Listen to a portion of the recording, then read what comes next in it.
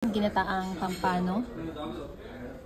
Tapos may spinach. Tapos may ano to? Eggplant. Grabe, ang dami niya nilagay na gata. Pero sige. Sana hindi ano. Ooh. And konting rice. Yan, pagpanggap tayo.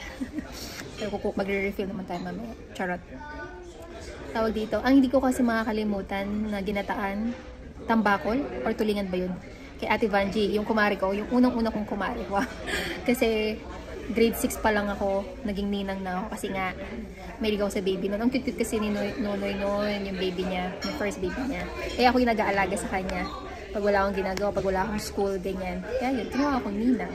Yun yung Bicolana kasi sila. Tiga Bicol kasi sila. Kaya yun yung mga special nila, tsaka hilaing. Pero yun yung natikman ko sa kanila, yung nag-alaway. Yung sa ginataang tuling. Taste test.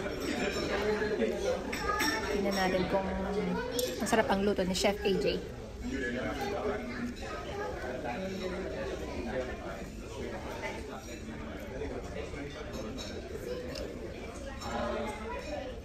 Parang you will never go wrong naman kasi sa coconut milk.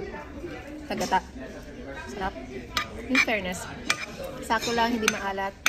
Tapos nagpalagay ako ng sili para ano.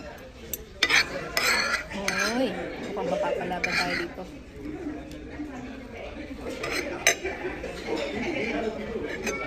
Approve. And ang buntis daw, iiwasan mo daw yung mga matataas ang mercury na isda. So kung nag-crave ka ng isda, salmon na lang. Sinek ko to kay Google. Low in mercury naman daw siya, tulad ng salmon, ganyan. So, kain.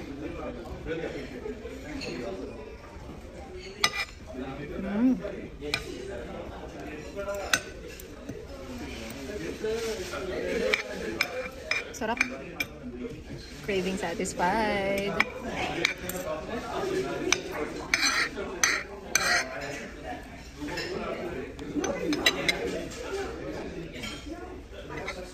Approve na approve.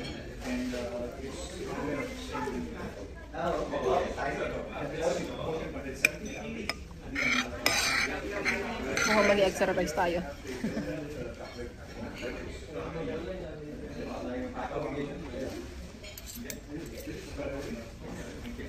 Ang dami niya nilagay na ano. Pero akala ko nakakaumay, hindi. Pag maraming gata, sarap. Parang dinuhos niya ating buong pan ng gata. Ito eggplant.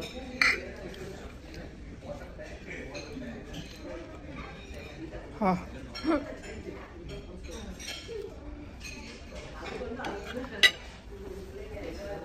Ingat.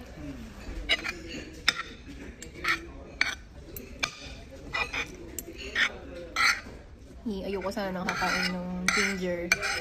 Yung chinap niya ating ginger. Pero okay lang.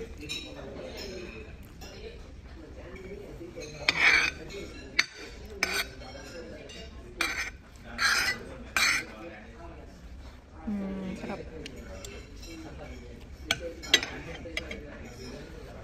Bye!